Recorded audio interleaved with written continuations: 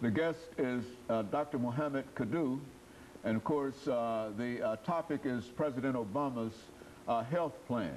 And of course, Dr. MKanu, let me sort of bring us back into this third segment by having you to deal with what we consider to be one of the major health problems, and that is problems with many of our young children, so-called childhood obesity. And I think that you've already mentioned the importance of prevention, and so let's see if we might be able to tie those two together during the last part of this particular show. Sure, absolutely.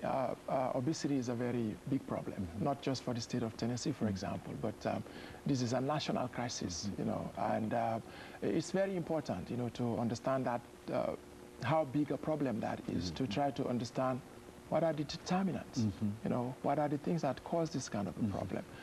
Well, we know them, you know, and that's the important thing. You know, we think we know this information. The information is out there, but sometimes you hear people talk about how do we actually translate research to practice. You know, that's always a problem. But let's step back and look at the obesity issue that you just talked about. What are the factors if you are to address this particular problem in a significant way? What do we do? Well, obviously, we know that diet is a very serious problem. What do we give our youngsters to eat? You know, that's very important. And then we talk about physical activity, which is the other component to this. You know, how much physical activity is good?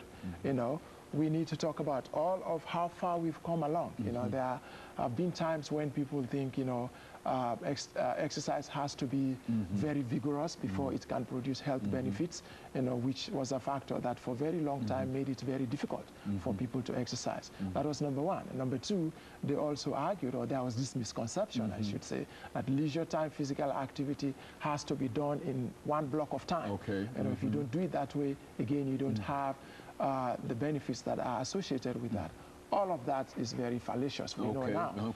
So in other words, what we are saying is that you can exercise in 5, 10 different bouts of times, you know, and cumulatively that is going to give you health benefits. You know, so again, the important thing when we talk about the problem of obesity is that we have to make sure that our kids exercise. We have to make sure that our kids eat well. Now, of course, there is a third component to this, you know, which is the genetic factor. What are you born with? You know, there are some kids, you know, some of us come from families where parents are who they are, a little bit heavy set, but, you know, some of the other two, you know, maybe we cannot do much about the genetic factor because that's a non-modifiable factor. But exercise as well as what we eat, those are things that we can actually control.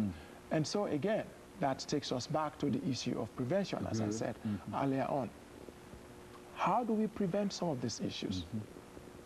We see the correlation now between lack of exercise, for example, with the number of diabetic youngsters these days.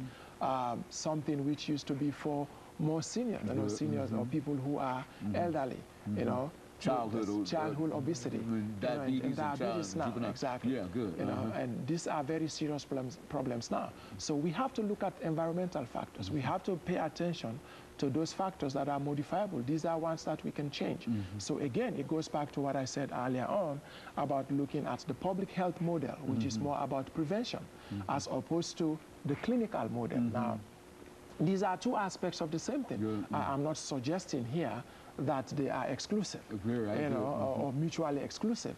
They are supposed to complement each other.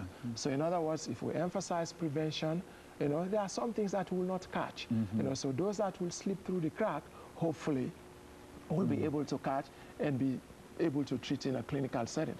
And I think one of the problems that we've had as a nation is the belief that we can treat everything from a clinical point of view. You know, I can do what I need to do. I'll eat what I need to eat or what I want to eat. If I get sick, I'll go to my doctor and I'll go to the hospital and we can take care of that.